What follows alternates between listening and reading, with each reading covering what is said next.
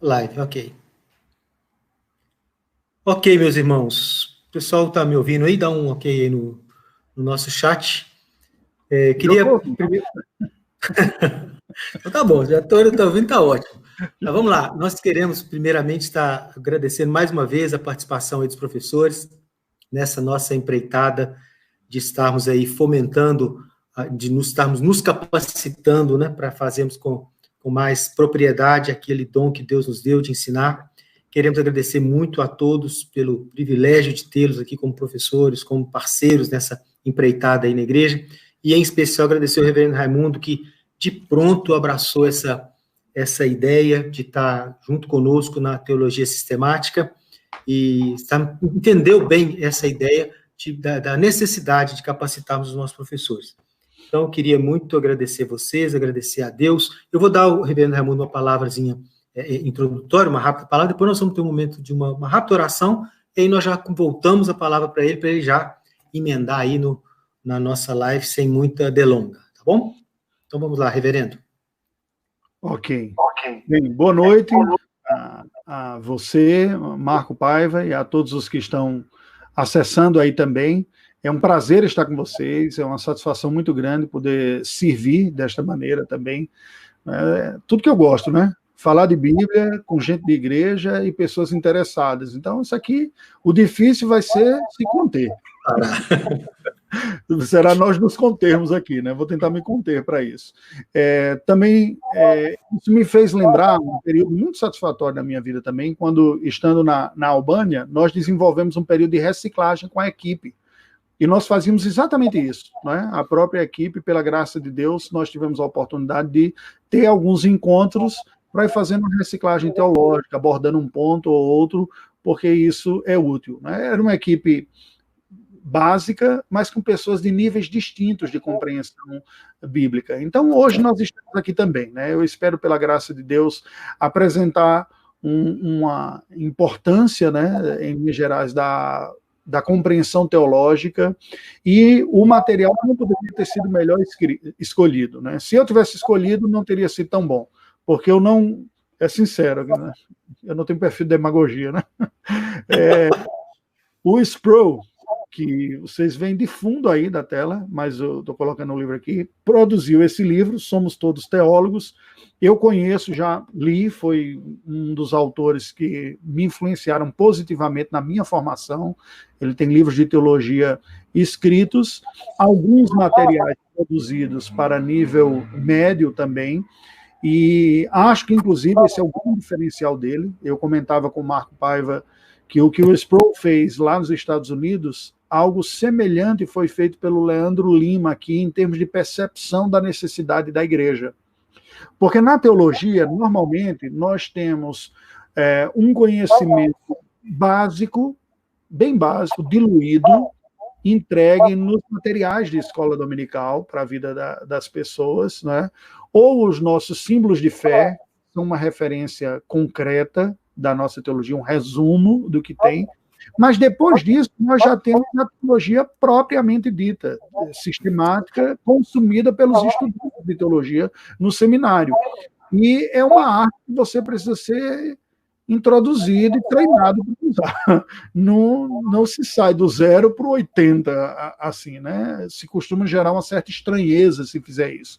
E aí o Sproul percebeu, ele fala isso em um dos programas que eu já assisti dele, fiz uso bastante também no período que estava fora, para eu mesmo me reciclar, e ele comentava que ele percebia que a igreja tinha uma certa crise com relação à teologia. Ele aborda isso no início desse livro também, quando muitas vezes as pessoas ficam a pensar que teologia é uma tarefa enfadonha, de eruditos, uma discussão sofisticada e técnica, de filosofia disfarçada de algo ligado à fé, muito mais teórica e abstrata, que não toca na vida das pessoas. Então, para romper isso, ele assumiu o propósito de mostrar como a teologia é útil para o nosso dia a dia, e mais do que útil, ela é necessária para o nosso dia a dia, e até mais do que necessária, é uma tarefa feita por todos, ainda que muitos inconscientemente. Então, a teologia, ou o exercício teológico, nada mais é do que a busca de respostas coerentes. Não é? O que faz o teólogo bíblico, e aí estamos falando do protestante clássico, se não buscar entender como os termos se explicam na Escritura Sagrada, comparando passagem com passagem, ensinamento com ensinamento. A formação teológica clássica, ela é mais robusta. Então, esses temas foram trabalhados, nós olhamos as implicações deles, os chamados, o que vai tocar na minha vida, o que vai tocar numa coerência de uma outra doutrina, de um outro assunto. Também nos deparamos com como esses assuntos foram trabalhados pela igreja ao longo do tempo, porque aí logo nós percebemos que não há nada novo debaixo do sol, como diz o pregador, né, no livro de Eclesiastes. As heresias, elas se camuflam e aparecem as velhas mentiras com a roupagem nova. Faz um botox, faz uma cirurgia lá, uma lipo, e aparece a velha heresia como se fosse uma novidade. Então, a teologia também é útil nesse sentido de desenvolver anticorpos contra esse vírus teológico, as heresias que vêm. É uma tarefa natural, todos nós fazemos, quando procuramos entender. Toda vez, quando você está em casa, você lê um texto bíblico, você, entendi esse aspecto, então isso me ajuda a entender aquela outra passagem que eu li na semana passada. Isso é fazer teologia.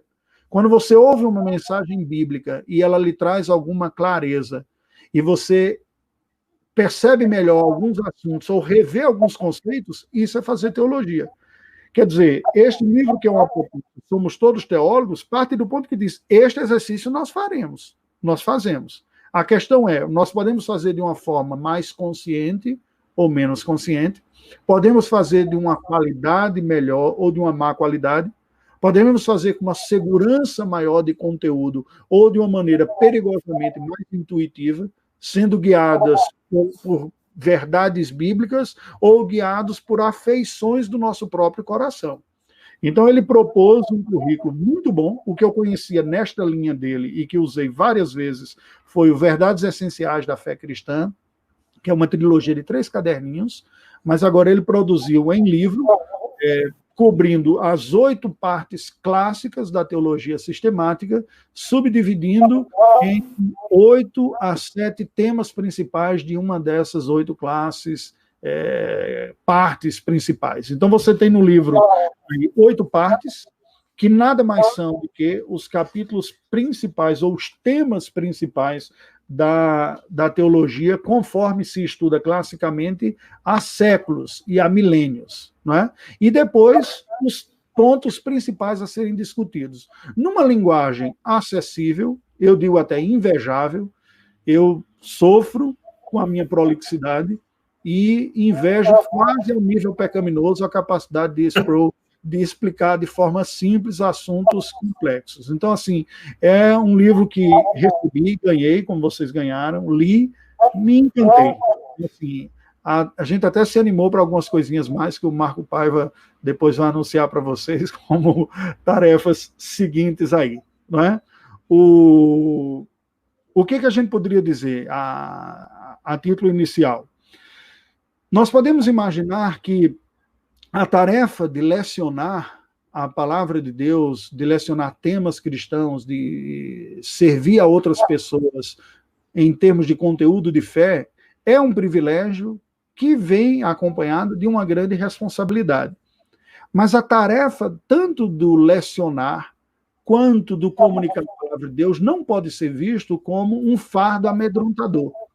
Eu percebo que, à medida que nós ganhamos mais segurança, entendemos melhor o conteúdo da nossa própria fé, nós ganhamos também segurança para falar.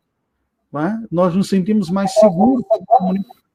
E nós teremos essa segurança espiritual até, cada vez maior, à medida que as nossas convicções teológicas estiverem ainda mais fortalecidas. Porque aí nós podemos migrar para diversas áreas e temas, sabendo de uma segurança em linhas gerais. Essa tem sido a minha experiência cristã, tem sido a minha própria experiência pastoral, né?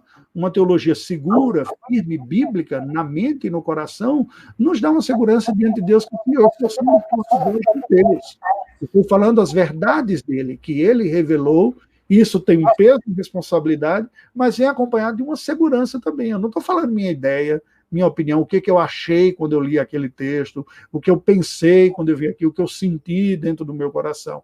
Então, esse vai ser um benefício direto para cada um de vocês, enquanto professores só. Enquanto cristão, até individualmente. E enquanto professores, fica esta vantagem. Paiva, vamos deixar essa palavra introdutória por aqui. Depois a gente faz um segundo momento do esboço geral do livro. O que é que você acha? Ok, perfeito. Eu acho que à medida também que nós fomos trabalhando aquelas perguntas que nós propusemos, a coisa vai ficando mais clara, né? Sim. Vamos por esse caminho, então. Queria acabar de saudar a turma que está acabando de chegar aí, que tem entrado agora. A Esther entrou agora também, há pouco. Queria agradecer também a Esther, a iniciativa da indicação do livro, foi uma iniciativa dela muito, muito oportuna. Tem sido muito prestimoso o trabalho dela aqui. Queria agradecer a Deus por isso. Vamos ter uma oraçãozinha rápida e já partimos para a primeira pergunta. Pai querido, nós te agradecemos, Senhor, pelo privilégio de podermos te conhecer, pelo privilégio que temos de ver que o Senhor se revelou a nós e que através dessa revelação podemos te conhecer, ter comunhão com o Senhor e viver de uma forma mais íntima a tua santa presença. Abençoa agora, Deus, esse momento que estaremos aqui discutindo esse tema tão importante. Que o Senhor dê sabedoria, entendimento, ainda maior ao reverendo Raimundo e a todos os professores que compartilham conosco desse momento. Que esse momento seja verdadeiramente rico para a nossa vida. É o que nós te pedimos no nome de Jesus. Amém. Amém. Então, vamos lá. A primeira pergunta, reverendo, que a gente sempre coloca é a seguinte, o que efetivamente é teologia, né? E a teologia é uma palavra que assusta um pouco, né? Fala assim, vamos estudar teologia. Fala assim, nossa, tudo menos isso. Vamos ler livros aí mais autoajuda evangélica, né? Mas não teologia, não. Mas o que é tão realmente, o que seria teologia e como que isso a gente pode trabalhar esse tema melhor? Excelente. Bem, é a primeira pergunta do livro também, né? A primeira parte, o primeiro capítulo é o que é teologia. Então, fazendo um review aqui daqueles que leram, né? Teologia é, de uma forma resumida, o estudo da revelação de Deus para nós. Eu penso, assim, depois de já ter lido e caminhado um bocado, eu penso que essa é a melhor definição para um cristão ortodoxo conservador. Se nós olharmos a palavra, e é isso que o Sproul faz, né, uma avaliação etimológica da palavra, a palavra teologia é uma combinação de duas outras palavras. Tel, que vem de theos, do grego, que é Deus, e logia, que vem de estudo ou conhecimento. A raiz primeira da palavra é logos, que é palavra ou conhecimento, e tem nas suas variações logia. Então, o estudo sobre Deus. Porém, ampliando um pouco o pensamento aqui, Deus não é um objeto de estudo como o pensamento científico pode ter vários objetos de estudos. Você não consegue pegar uma amostra do DNA de Deus, colocar numa lâmina e olhar no microscópio lá e estudar Deus empiricamente. Então, a teologia é um estudo de Deus, mas não no sentido que eu estou fazendo um estudo empírico de Deus. E por isso essa complementação é um estudo de Deus conforme ele se revelou.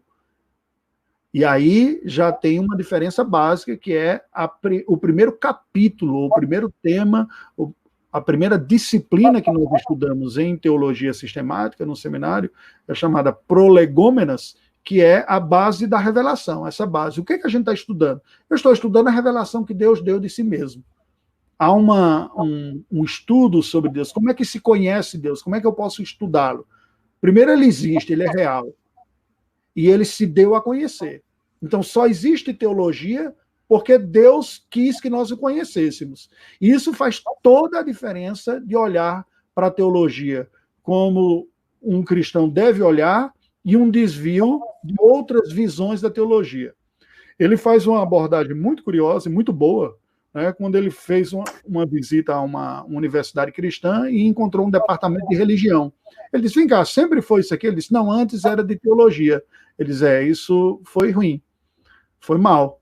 Porque quando vocês mudaram de teologia para religião, a religião é uma atividade humana. A religião é um esforço humano para tentar fazer algum crescimento espiritual. A teologia, a iniciativa é divina. É Deus vindo e se revelando ao homem. Essa é a teologia cristã, boa, saudável, que todos nós devemos querer. Então, teologia, o que é? É ir em busca da revelação que Deus deu de si mesmo. Deus se deu a conhecer e eu quero conhecê-lo. Então, numa aproximação de dois amantes, né? Amantes no sentido de se amarem, dois enamorados que estão se enamorando e que namoram e que o amor aumenta e casam e vê. Essa é uma metáfora boa para a gente pensar a teologia. O que deve ser a teologia para mim? A teologia para mim deve ser o meu desejo de conhecer aquele que eu amo acima de todas as coisas. E na certeza que não é uma tarefa unilateral. Ele me deu, no bom sentido da palavra, ele tomou a iniciativa de me amar e me chamou. Como é que eu sei disso? Pela revelação que ele fez de si mesmo. Geral, mas aquela efetiva que me conquistou o coração, que eu disse eu quero, foi a especial. A revelação especial, nós podemos dizer, é a palavra de Deus. E aqui tem uma combinação muito boa, que é nós olharmos palavra de Deus, em grego, logos tuteu, né? A palavra de Deus. Ela tem duas maneiras de se manifestar. Ela se manifestou encarnadamente numa pessoa, e João chama Jesus de o verbo da vida, o logos. Então, a palavra de Deus, o logos, o princípio ativo, a força dinâmica, criadora de todas as coisas, o meio através do qual Deus ele cria e mantém a criação em gente, foi Jesus Cristo. Em teologia, nós vemos que isso foi a revelação especial. Nada neste universo se compara à revelação de Deus para nós mais do que a encarnada em Cristo. Felipe fica tão empolgado quando está ouvindo Jesus que ele diz, olha, eu só quero que você me mostre Deus, né? Você está sendo tão bom, será que eu vou conseguir ver a Deus finalmente? Aí Jesus se vira para ele e diz, Felipe, há tanto tempo estou convosco que não me tendes conhecido, né? Quem vê a mim, vê o Pai. Então, Jesus é teologia em formato humano. É pura teologia, Jesus. É revelando o conhecimento de Deus. Quem Deus é Jesus. Ele é teologia em formato de gente. E Jesus faz teologia como todo mundo deveria fazer. Jesus explica quem Deus é, mostra a face, mostra quem nós somos, mostra toda a revelação plena de Deus, de maneira que nós sejamos resgatados. A outra forma dessa palavra de Deus se manifestar, dessa teologia se manifestar, é a palavra proposicional. É a palavra de Deus em sentenças compreensíveis. É a palavra inspirada. Então, se Cristo é a palavra encarnada, as Escrituras Sagradas são a palavra inspirada de Deus e escrita. E a relação é simbiótica entre eles. Jesus diz, vocês examinam as Escrituras porque julgam ter nelas a vida eterna, e estão certos. Mas são elas mesmas que testificam de mim. Contudo, não quereis vir a mim para teres vida. Ou seja, a Escritura empurra para Cristo, aponta quem é Cristo, a palavra escrita e inspirada nos leva à palavra encarnada para termos a vida, e a palavra encarnada, Jesus Cristo, nos leva a Deus através da palavra inspirada. Foi dito, assim foi dito. Então, a teologia pode ser resumida para nós, respondendo essa primeira pergunta, como o estudo da revelação que Deus fez de si mesmo, que é uma busca de conhecer sabendo que ele tomou a iniciativa. Neste sentido, em última instância, teologia é Deus se revelando a nós. Ok, a gente percebe até também lá em João, o próprio Jesus falando na sua oração sacerdotal lá, né, que a vida eterna é essa, que te conheçam a ti, o único Deus verdadeiro, e a Jesus Cristo a quem enviaste. A gente percebe que toda a Escritura, ela gira em torno da pessoa de Jesus, que é exatamente a revelação maior da parte de Deus. Então, por isso que é necessário a gente aprofundar nessa teologia, a fim de que nós conheçamos cada vez mais as Escrituras, cada vez mais Cristo nas Escrituras, e que cada vez mais nós possamos apresentar essa revelação aos outros, que é a nossa missão como igreja, né? Aliás, uma das nossas missões como igreja é exatamente apresentar esse Cristo, essa revelação de Deus, não é isso? Sim, sim. Vamos passar então para a nossa segunda pergunta, que seria a seguinte: qual é a diferença entre teologia sistemática e teologia bíblica? O livro que nós estamos propondo é uma introdução à teologia sistemática. Sim. Sem querer assustar o pessoal, mais adiante nós pretendemos estudar teologia bíblica. Mas eu já coloquei essa pergunta porque muitas pessoas já colocam assim para mim, nem sabem muitas vezes o que é teologia sistemática, o que é teologia bíblica, né? Mas imagina o seguinte, a teologia sistemática, isso aí é para pastores, é para teólogos. Eu gosto da prática, eu gosto de ver a Bíblia, coisas, aplicações práticas e tal, imaginando que isso seria a teologia bíblica, né? Então, dessa uma pincelada aí sobre essas duas coisas aí. E por que a teologia sistemática, no nosso caso aqui, como ponto de partida para esses estudos? Ok. Bem, partindo da ideia inicial que nós falamos de teologia como este diálogo entre Deus e os homens, porque não há teologia sem a revelação que Deus fez de si mesmo, e não há teologia sem um homem raciocinando e refletindo o que ouviu. Pensa num diálogo. Alguém fala, você ouve, você devolve a fala. O outro pode dizer, não foi bem isso que eu falei, não. Você corrige, né? E isso Deus fez com os profetas, né? Ele diz, as pessoas dizem, não foi isso que eu falei, não. Eu falei aquilo outro lá. E aí, agora sim, Senhor, me perdoe e tal. Eu entendi. Então, agora eu entendi. A teologia é um diálogo. Como é que ela funciona, né? Como é que um diálogo entre a revelação de Deus para nós e a nossa reflexão em cima dessa revelação. A revelação de Deus para nós foi em Cristo e na Escritura. Na Escritura, ela veio dada ao longo de séculos. Né? Nós vamos falar aí 16 séculos que a Escritura foi escrita, desde o primeiro livro até o último, através de dezenas de autores, 36 autores, eu estou arredondando aqui, né? Que compuseram os livros que hoje compõem a nossa Bíblia, que são 66 livros. Dá para até um número fácil de lembrar. 16 séculos, 36 autores, 66 livros. Tem sempre 6 no final e você pega. O que Deus fez? Ao longo da sua revelação, cada vez que ele revelava algo para ser escrito, inspirava alguém pelo Espírito Santo, alguns aspectos dele e da sua verdade eram comunicados. Pela mentalidade bíblica e a forma como Deus o fez, ele fez de uma forma que nós chamamos de uma revelação progressiva, relacional e autoritativa. Deus se revela e revela a sua vontade numa dinâmica de relacionamento com os homens. Ele não entregou um livro lá do alto, a pessoa estava aqui e o profeta diz, recebi um livro, estuda e segue. Né? Essas revelações de Deus foram dadas em contextos reais do dia a dia, e que, a partir desta realidade, Deus apontava o que era necessário ser crido, ser entendido, qual era a resposta que se precisava. Então, é uma revelação contextualizada, que contém verdades que estão sendo ditas, sempre aplicadas de uma maneira contextualizada. Esta revelação vai sendo dada passo a passo. A primeira teologia, e aí eu vou elencar algumas para nós entendermos, simplesmente aqui, embora a pergunta seja entre a sistemática e a bíblica, a primeira nós chamaríamos de teologia exegética, que é você entender qual é a mensagem daquela porção bíblica que você está estudando. Um capítulo específico, um versículo específico, alguns versículos específicos. Nós chamamos isso de exegese. É a tarefa de ir lá para aquele texto, na língua original, entender o contexto e tirar o ensinamento daquela parte especificamente. Mas ela é a conta-gotas.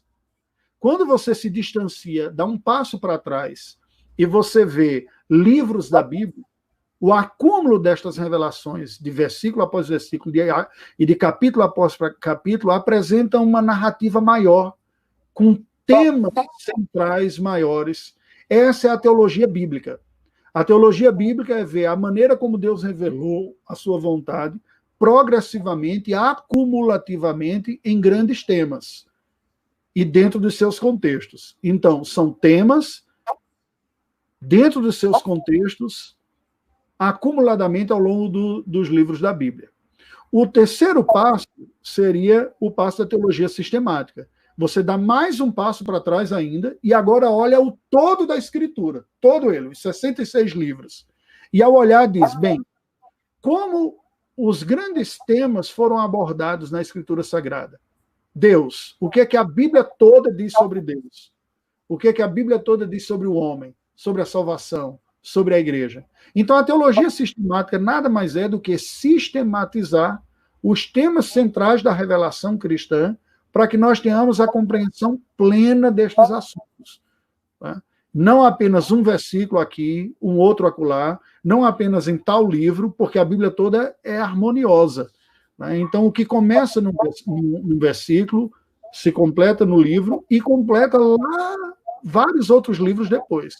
O que a teologia sistemática faz é olhar essa transversalidade de temas ao longo de toda a Escritura e busca uma compreensão completa desses temas. Ok, perfeito.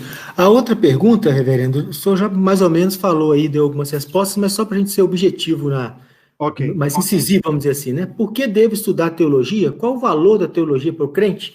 Ou seja, é realmente importante estudar teologia ou eu consigo ser crente sem estudar, sem ter que preocupar com esse negócio aí que você falou? Muito bom. Bem, por que eu devo estudar teologia? Porque fazer teologia eu já faço, que é relacionar temas e assuntos. Mas se eu não o fizer de forma consciente e deliberada, eu farei de uma maneira intuitiva que tenderá a me levar mais facilmente para o erro, que é uma forma mais superficial. Eu devo estudar teologia para estar seguro, mas convicto e fortalecido naquilo que eu creio sobre as verdades bíblicas, naquilo que me foi ensinado na Escritura. Porque a conta-gotas, como eu coloquei até da exegética, eu tenho apenas frações do todo. Quando eu estudo teologia, eu estou em busca da visão do todo. E eu consigo perceber os grandes temas centrais. E este é o grande valor da teologia para o crente. Eu vou ter segurança, robustez e clareza dos grandes temas da fé cristã, para mim mesmo e para o próximo. Ok. Criar raízes também, né, reverendo? Sim. Criar raízes, nos tornarmos mais fortes para nos prevenirmos desses ventos de doutrina, prevenirmos com relação à questão de colocar o humanismo na interpretação das escrituras ou nos nossos ensinos, né? A gente percebe que quando as pessoas não têm um fundamento teológico muito bom, a tendência, como o senhor disse, é estar pregando aquilo que elas têm no coração, né? Aquilo que o sentimento humano faz com que elas coloquem, né? Então, é o politicamente correto, é aquela coisa ser boazinha, mas muitas vezes a palavra de Deus, quando nós estudamos, ela vai até no sentido contrário. Mas se você não tem uma base teológica forte, você não tem essa convicção para poder ser firme quando precisa, né? Ser firme nas escrituras, que eu quero dizer. Sim. Baseado nisso que você falou, eu acho que cabe um complemento. Nós vivemos nessa época ultramoderna, ou pós-moderna, como alguns chamam, que trouxe uma crise semântica. As palavras elas foram esvaziadas dos seus sentidos, até mesmo porque não se acredita mais em um conceito objetivo, ou uma realidade objetiva. Então, os grandes ensinos, os temas, eles estão ganhando mais fluidez. E é muito comum as pessoas relativizarem algumas coisas que seriam absolutas. Olha, para mim, bondade é isso, eu sinto que Deus é dessa maneira e tudo mais. Então, o estudo da teologia nos livra de cair nessa areia movediça semântica. Por quê? E aí não só do engano e da mentira, mas do auto-engano. Eu leio algum versículo bíblico que fala sobre Deus, não é? Chego a alguma ideia a aquele respeito e acho que está certo porque eu li lá naquele versículo. Mas eu não consegui perceber como que esse versículo contribui para o todo. Alguém já falou que se você tiver apenas um versículo para defender uma ideia, reveja a sua ideia. Provavelmente seja uma heresia. Né? Porque você não pode tirar um versículo do contexto. A Bíblia toda é harmônica. E o que nos possibilita perceber isso é o estudo sistemático dos assuntos. Né? Perfeito. Vamos lá, então, a próxima pergunta é: qual o paralelo entre ciência e teologia? Porque a sua primeira fala foi exatamente do estudo de Deus, colocar Deus no microscópio. Uhum. E eu achei muito interessante uma palavrinha que o senhor colocou lá, que pode parecer um detalhe semântico, mas faz toda a diferença. Teologia é o estudo da revelação de Deus, ou seja, nós só podemos ir até onde Deus deixou, até onde Deus se revelou, né? Aliás, a própria Bíblia diz isso, que o que se conhece de Deus é o que ele se revelou a nós. Então, mas quando eu estou estudando a revelação de Deus, de certa forma eu estou investigando, eu estou fazendo um trabalho de ciência ali, vamos dizer assim, né? Então, como funcionaria essa questão entre a ciência e a teologia? Essa pergunta é excelente. Eu já participei de uns pegas bons, baseado nesse debate aí, no mestrado, inclusive, né? E divergindo do meu professor. Vocês sabem que humildade não é uma virtude minha, né? Então. Depois você conta que era professor. Mas assim, o professor não era reformado, não era do nosso nicho, não. Foi um professor que eu tive de outras tradições. Ah, tá. Deixa eu falar, então. Não vou dizer quem é, não. Só vou dizer que o debate foi bom. Bem, qual era o ponto? Era exatamente essa questão de ciência, né? Que ele dizia, a maneira de estudar a teologia clássica é equivocada, está uma contaminação universitária, se estuda teologia como se fosse uma ciência, mas eu tenho minhas dúvidas se a teologia é ciência, e falou exatamente isso, porque Deus não pode ser dissecado e tal. Tem uma falácia aí, são duas coisas distintas. Nós não estudamos Deus. A teologia é um exercício humano do estudo da revelação de Deus. Se eu voltar àquela metáfora que eu falei anteriormente, é uma aproximação de duas pessoas. Deus vem se revelando a nós e nós nos aproximamos para conversar. Não é? Então, a teologia é o nosso exercício de buscar entender o que Deus revelou de si mesmo. E, neste sentido, é uma ciência investigativa. É um trabalho de investigação, eu procurando entender, avaliando. Agora, não é uma zootecnia, que você está estudando um animal e vai dissecar o animal, biologia, né? Não é uma geologia, que você pega um cascalho e vai ver qual é a sua composição. O objeto de estudo da teologia, e aí fazendo recorte, teologia protestante, conservadora, bíblica, que seria a nossa, é a revelação que Deus fez de si mesmo. Entendendo, aí já abrindo parênteses aqui, que a revelação geral, nós fomos prejudicados pelo pecado, a gente não consegue ter a objetividade dessa revelação se não tivesse a contaminação na nossa mente, porque não conseguimos perceber, mas nós temos a revelação da palavra de Deus. Então, enquanto texto bíblico, é uma maravilha, porque é um texto que eu sei que, tendo sido inspirado, é verdadeiro. Então eu vou para ele tranquilo, com o coração feliz, submisso a ele, a palavra de Deus falando comigo, diferente da leitura e estudos de outros textos que nós temos, por melhor que sejam. Não é? Entretanto, é um texto que foi inspirado numa língua humana e que, portanto, tem as suas sentenças numa linguagem humana. E por ter essas sentenças em linguagem humana, são passíveis do uso das ferramentas para estudos de língua. Qual a diferença? O meu texto é verdadeiro, é inspirado. Eu não vivo aquela crise do curso de letras, de linguística, de hermenêutica, da advocacia e tudo, que você não tem segurança quanto ao texto. O texto bíblico eu tenho essa segurança. Então, ela é ciência no sentido que é uma tarefa de investigação, eu vou procurar entender o que está sendo dito ali, cabe nesta ciência as aplicações das regras da língua, né? Estudos sintáticos, análise gramatical, tudo isso eu vou fazer. E é uma tarefa que nunca é feita sozinho. Ou pelo menos não deveria ser feito assim. Eu faço com um companheiro ao meu lado, o Espírito Santo de Deus, não é que eu digo, me ajuda nessa tarefa aqui, e este meu labor conta com um outro ao meu lado. Então não é uma tarefa solitária, é uma tarefa fascinante.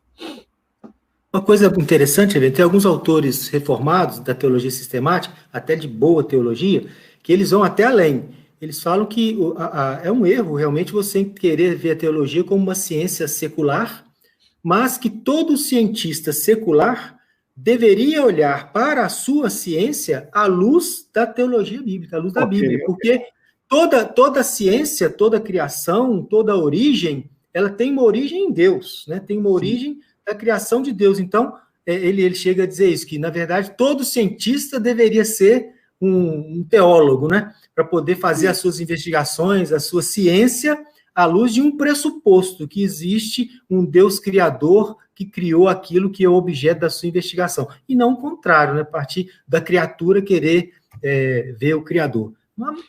Um tema um pouco longo, mas é uma visão interessante, né? Que inverte um pouco a ordem essa visão ela foi compartilhada há um bom tempo, ainda que você questione o projeto de cristandade medieval, mas ele nasce assim, as universidades nascem em torno da teologia, a teologia é considerada a rainha das ciências, porque ela fala dessas verdades. Sistemática. Deus, exatamente, a teologia sistemática.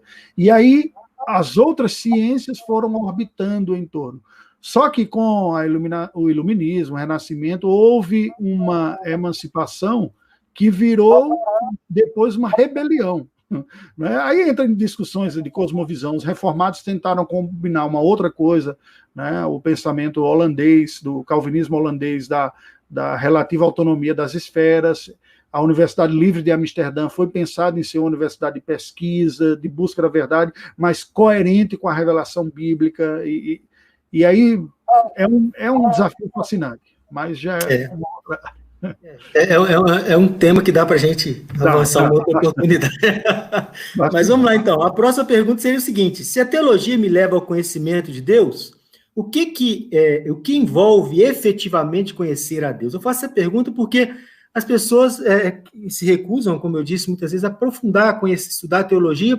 Mas eu já conheço a Deus, o que é suficiente. Eu sei que Deus, ele é o Criador de todas as coisas, que ele é o Pai de Jesus Cristo, que é o meu Salvador, e ponto. Não, para que ir além disso? Né? Já é suficiente. Então, o que envolve efetivamente conhecer a Deus? O reverendo Heber Júnior, ele cita um exemplo que eu acho interessante, para a gente poder dar o gancho, que ele fala assim: imagine que você conheceu a sua esposa, falando para nossos casados, né? Que você conheceu a sua esposa e que você virou para ela logo nos primeiros dias e falou assim: olha, gostei demais de você, fique, dá para nós passarmos a vida juntos, mas olha, eu não quero saber nada da sua vida e não quero que você saiba nada da minha também. Vamos só desfrutar as alegrias da vida em comum, mas eu não quero saber nada de você. O que eu soube aí? Então, o que eu soube até agora já é suficiente, né? Isso. Eu não sabia dessa ilustração dele e eu ia usar algo bem parecido.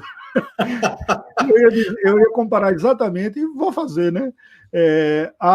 Ao momento que você chega no casamento, faz os seus votos e diz para a sua esposa, né, eu te amo. Né? Se eu mudar de opinião, eu lhe aviso. Nunca mais você vai ouvir isso. Quer dizer, é óbvio que duas pessoas que se amam não vão se contentar com um conhecimento primário que teve. A própria proximidade delas demanda cada vez o fascínio de querer conhecer mais um ao outro. E é neste sentido que a teologia entra como o exercício de cada cristão de tentar conhecer mais o outro. Porque, lembra, teologia não é, acima de tudo, não é um estudo de ideias. Teologia é, acima de tudo, o desejo de conhecer aquele que se revelou a mim. É o exercício para conhecê-lo. Isso muda completamente a maneira da gente olhar a teologia. Ela pode ser um debate só de ideias? Pode ser feito assim? Pode. E eu creio que aparece o efeito colateral em quem faz teologia dessa maneira. Aparece na aridez do conteúdo, aparece na frieza como isso é abordado. Né? Mas quando você estuda querendo conhecer o próprio Deus que se revela e o que ele tem, isso muda a natureza, e a maneira, a motivação e tudo mais. Então, eu acho que a ilustração foi muito boa. Ele é bom. Com certeza. Vamos lá, a sexta pergunta, então, seria o seguinte, que é mais ou menos um desdobramento da primeira, né? Seria possível relacionar-se com Deus, manter comunhão com Ele, sem conhecê-lo? Comunhão, não. Relacionamento, sim. A Bíblia diz que a gente sempre teve um relacionamento com Deus, mesmo antes de nascer de novo. Era um relacionamento de inimizade. O ímpio se relaciona com Deus na inimizade, né? Sim, então é isso que eu estou dizendo. É possível ter um relacionamento com Deus? Sempre um relacionamento de inimizade. Né? Isso. Inimizade ignorada, inimizade que quer negar a existência do outro. Né? Vou usar uma outra ilustração aqui. Imaginem dois acadêmicos importantes que um se vê o outro como um concorrente, né? Porque se cita um, não cita o outro. E aí você está tendo uma entrevista com um deles e faz referência ao outro. Rapaz, o desconforto que o primeiro sente, não, ele não tem nada que contribuir, não, era melhor evitar falar. Então, assim, o relacionamento é de antipatia, é um relacionamento de distância, né? É um relacionamento de não aproximação. É esse o relacionamento que o homem natural tem com Deus, de inimizade, de oposição. Agora, para mantermos comunhão com Ele, aí nós precisamos realmente nos aproximar e fazer uso do meio dele, o meio que Deus usou para se comunicar conosco. Porque intuitivamente, aquilo que em teologia nós chamamos de semen religiones, Calvino falou, que é a semente da religião que todo ser humano tem, ou o sensus divinitatis, o senso do divino, leva o ser humano à busca da transcendência, de alguma coisa que seja para além, porque nós fomos criados para nos relacionarmos com Deus. Ocorre que o pecado quebrou esta relação, mas não quebrou o que nós somos. Assim, seria negar a nossa existência. Nós somos criados para isso. Como nos tornamos inimigos, nós ficamos em busca de alguma coisa transcendental que preencha isso. Então, o homem está em busca de um sentido, está em busca de uma relação que vá para além de si mesmo, que apresente um significado que seja eterno, mas sem a revelação bíblica, sem a revelação de Deus, ele não encontra. Ele tateia e ele produz ídolos, então não tem como. Se nós pensarmos, e o cristão que já nasceu de novo? O cristão que já nasceu de novo tem que ouvir quando Deus está falando. Então, imaginemos nós, vou pegar uma outra metáfora, que está sendo recorrente aqui, a metáfora conjugal. Nós temos, por sermos pecadores, temos as nossas estranhezas no próprio relacionamento com a pessoa que nós amamos. Nós podemos errar o tom da fala, errar o tempo da fala e errar a intensidade da fala. Muitos dos nossos erros estão quando nós projetamos as nossas expectativas no outro. O tempo que eu queria, o modo que eu queria e a intensidade que eu queria. Ora, Deus é um outro. Ele escolheu a maneira de se comunicar conosco, de falar conosco e o que dizer. Quando o cristão não ouve quando Deus está falando, ele não só não é alimentado por aquilo que Deus deu, mas ele corre o risco de buscar ouvir a voz de Deus onde Deus não está falando. E é neste sentido que o exercício teológico é extremamente necessário, porque é o diálogo que eu preciso fazer.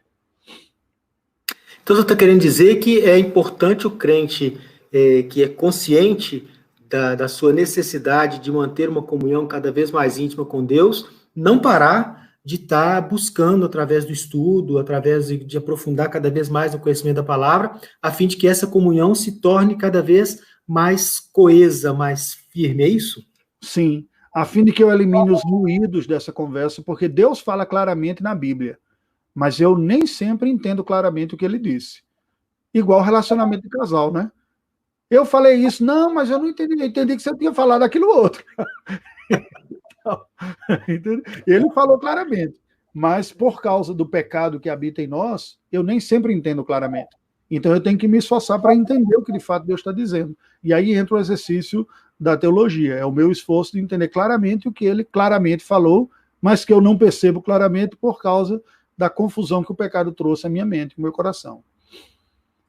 Bem, até agora, então, a gente já percebeu que é interessante, despertou o desejo de estudar teologia, né? Mas aí vem a próxima pergunta: o que eu preciso para estudar teologia? Quais os pré-requisitos para isso? Será que eu sou um crente comum, né? Não tenho lá grande habilidade, penso que não tenho grandes habilidades. E será que eu consigo estudar teologia? O que eu preciso para isso? Essa pergunta é boa, né? O que eu preciso para estudar teologia? Só para fechar, é claro que nós temos aqueles pré-requisitos básicos, o pré-requisito da fé, como você colocou, que acreditar que a Bíblia é a palavra de Deus, é a revelação de Deus. Não me refiro propriamente a isso, eu me refiro aos pré-requisitos acadêmicos, vamos falar assim, e pessoais, etc. Ok. Eu estava pensando, o que eu preciso para estudar teologia? Eu digo, você precisa perceber a utilidade da teologia. Você precisa perceber a capabilidade de fazer a teologia. Como a Miriam colocou, ela citou aqui, né? O autor diz, a questão não é se vamos nos engajar em teologia, mas se a nossa teologia é correta ou incorreta. Não é? Então, assim, você vai fazer. Você vai fazer. Você pode fazer uma boa ou uma má teologia. Então, o que é que um crente precisa? Ele precisa ter vontade de conhecer melhor o Deus que se revelou na Escritura e pelo meio que ele se revelou, que foi na Escritura. Em termos acadêmicos, ele precisa saber ler. É por isso que a gente faz a promessa lá, quando vai batizar os filhos, né, que vai... Por quê? Desde a época da Reforma Protestante se entendeu, se Deus escolheu um livro para falar conosco, nós temos que ser capazes de ler o livro, não é? A Bíblia Sagrada. Então, esse é o primeiro. Do ponto de vista acadêmico, o bom da teologia, e eu procuro carregar isso para tudo na minha vida, bons conteúdos permitem leituras em vários níveis. Eu citei até no sermão do domingo que nessa quarentena a gente fica mais em casa, né? Então todo entretenimento também tem que ser dentro de casa. Aí quando a gente tem uma hora livre em família, um dos programas foi assistir uma das séries. E assim como um bom livro, um bom programa é aquele que permite leituras em vários níveis. Então dá para o meu Felipe de 10 anos curtir, né? E eu, que já passei dos 10 anos, também curtir um outro nível de reflexão. Então a teologia também é assim. Ela pode ser processada, experimentada por um crente novo, uma teologia simples, básica, elementar, e ela pode ser consumida em diversos graus, até quem tem pós-doutorado em uma universidade europeia, né? Então, assim, você vai ter conteúdo para tudo quanto é nível, né? Ok. Eu podia comentar essa colocação da Ivanete aí? Alguns cristãos atualmente dizem que não precisam de teologia sistemática, sim basta amar a Jesus e ao próximo, e não precisa falar de pecado e arrependimento. Poderia comentar? Eu acho que, em um certo sentido, a gente comentou um pouco antes, né? Se eu disser que a Bíblia, a mensagem da Bíblia é ame Jesus e ao próximo, eu reduzi drasticamente o que Deus revelou de si mesmo na Escritura Sagrada, né? Não é verdade. Quando a Bíblia diz examinai as Escrituras, esse é sinal de que há bem mais, né? De que tudo aquilo que foi revelado em Deuteronômio 29 é um versículo que nós podemos até aplicar para esse exercício teológico. Ele diz, as coisas encobertas pertencem ao Senhor nosso Deus, porém as reveladas nos pertencem, a nós e a nossos filhos, para sempre, para que cumpramos todas as palavras desta lei. Então não basta dizer, eu amo Jesus e ao próximo. A vontade de Deus é muito mais ampla do que isso, entra em detalhes.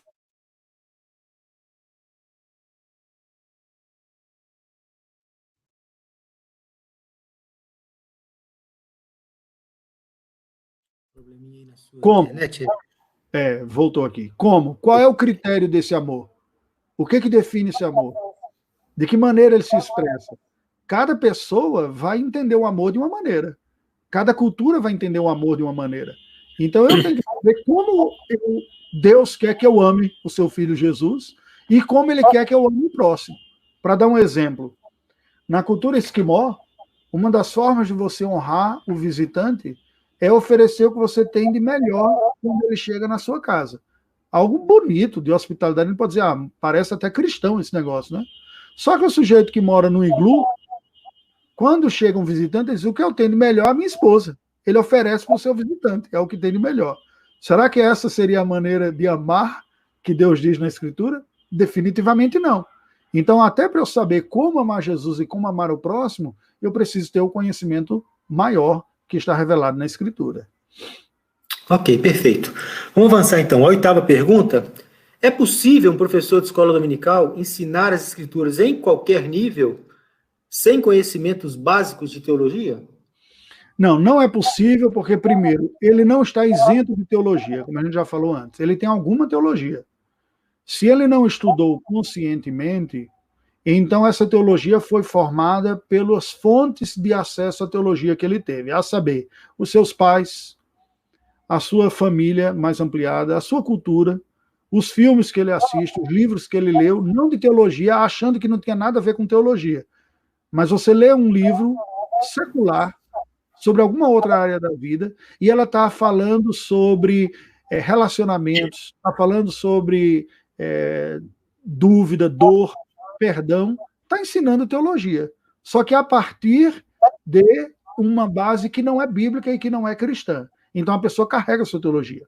Se alguém foi educado numa igreja bíblica e conservadora, essa sua teologia, e nunca quis estudar teologia por birra, por achar todos aqueles preconceitos que havia antes lá, ela vai carregar consigo a teologia diluída na mensagem pastoral que ela ouviu, que é diluída mesmo, porque ela é diluída nos textos bíblicos, que você não prega inúmeros trechos, tem um texto específico, é diluída pela aplicação. Com diluída, eu não estou querendo dizer aqui não verdadeira, mas diluída mesmo, né? A conta-gotas, menor próprio da mensagem. E, neste sentido, ele não terá um nível muito diferente de quem está ouvindo. Então, como um professor se propõe a ensinar alguma coisa, algo cujo conteúdo ou cuja sua formação está no mesmo nível dos estudantes. Vocês sabem o que é isso. Isso é um drama de qualquer escola que se proponha, né? Eu vou contratar professores que têm o mesmo nível dos estudantes, o que vai acontecer com esses estudantes e com esse professor, né? Então, esse é um problema. Ele deveria, de fato, estudar para ter um conhecimento melhor, para estar mais bem preparado.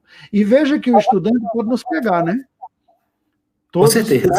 Aqui sabe que não foi preciso nenhum dos nossos filhos estudar teologia para vir com aquela perguntinha, né? Vou dar um exemplo dessa semana, segunda-feira, ontem, né? Ou domingo, não me lembro. Estávamos lendo aqui o livro de Jó, não, foi na semana passada, quinta ou sexta-feira. E aí, terminou de ler o primeiro capítulo, o capítulo termina dizendo: e nisto Jó não pecou em nada do que falou. Aí Felipe pegou e disse: mas você já viu o que ele falou lá no capítulo 3?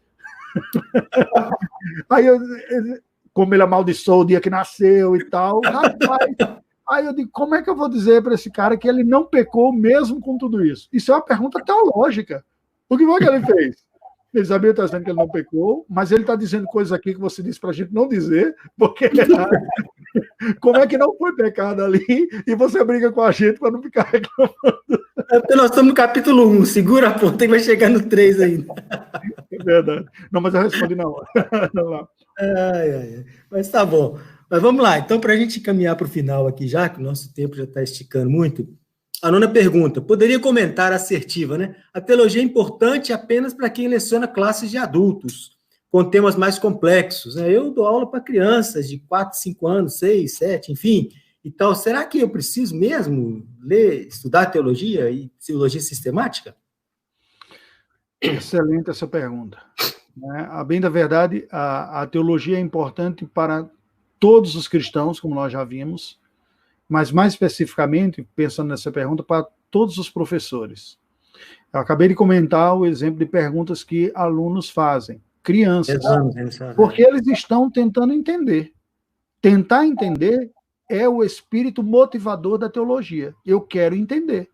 Eu quero entender quem Deus é, eu quero entender o que Ele tem para a minha vida, eu quero entender como agradá-lo. Fazer teologia é buscar estas respostas.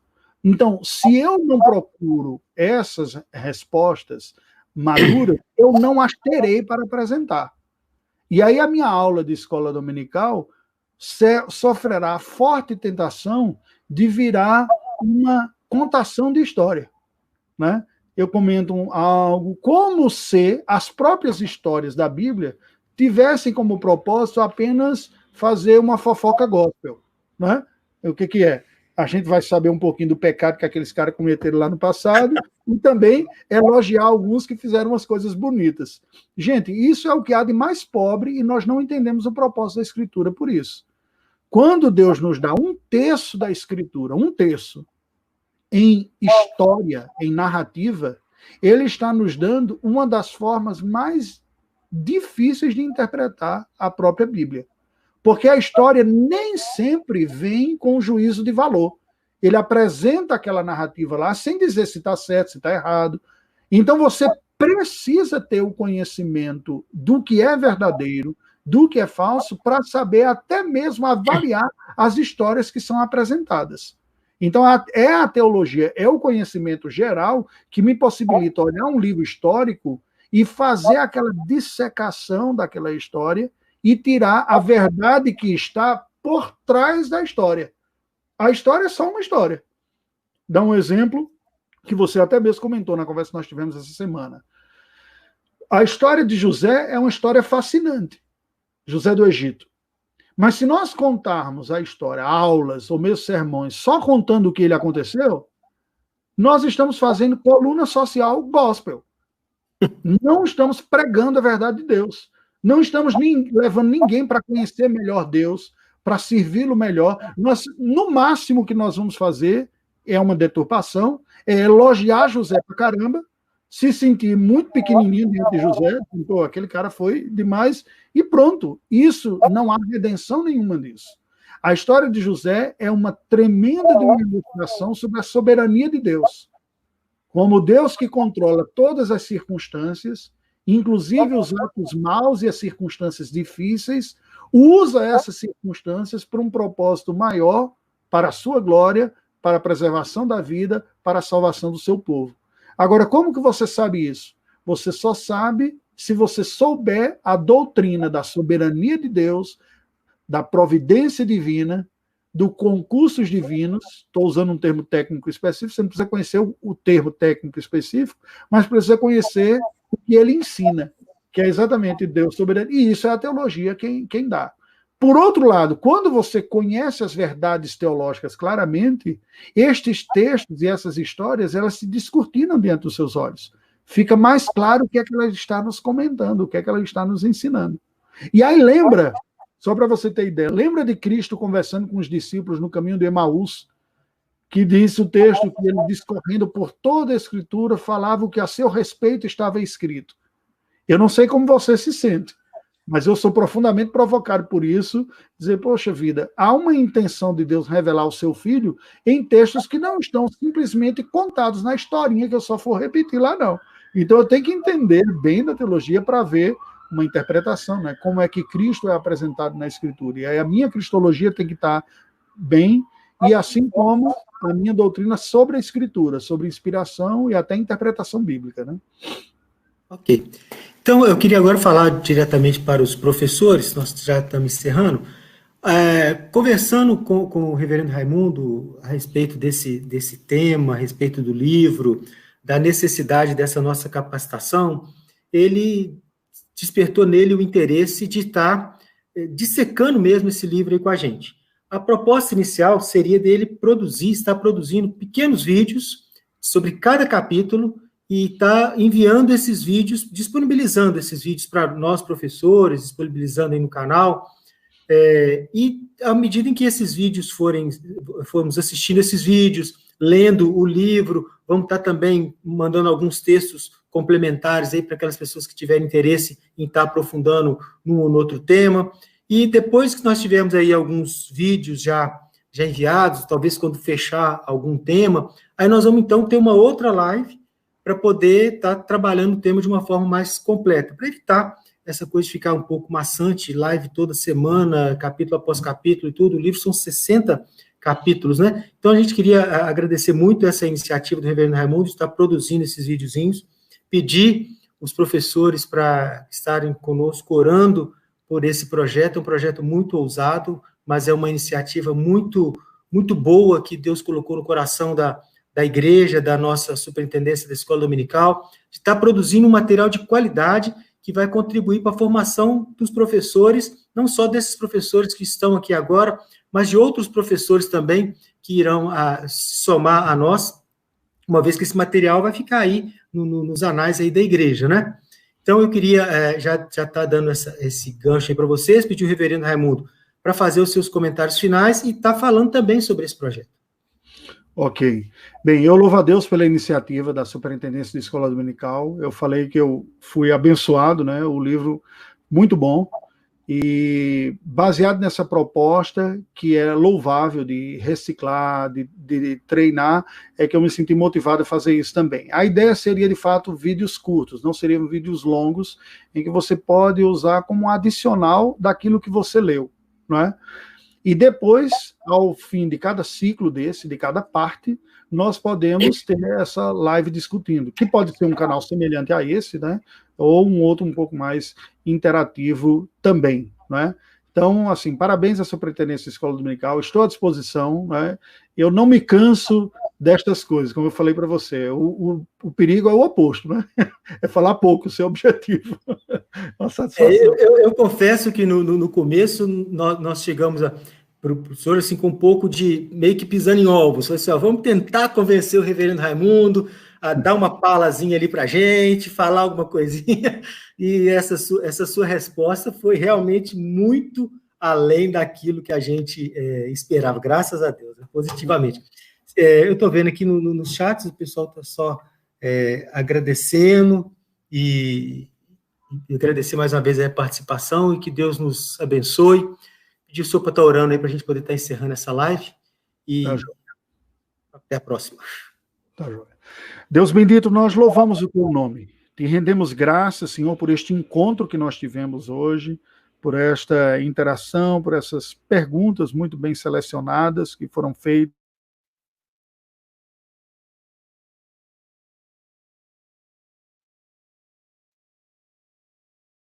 Que têm abraçado este desafio e esta vocação de comunicar as verdades do Senhor para os seus alunos. Todos nós somos teólogos, todos nós somos aprendizes, todos nós somos estudantes, todos nós somos tuas ovelhas, a tua noiva, todos nós somos amados por ti, todos nós fomos chamados por ti para te conhecer mais e melhor, e nos disse o teu próprio Filho Jesus que a vida eterna é isto, que te conheçamos. Ó Deus, ajuda-nos a aprofundar este conhecimento como aprofunda o conhecimento de pessoas que se amam.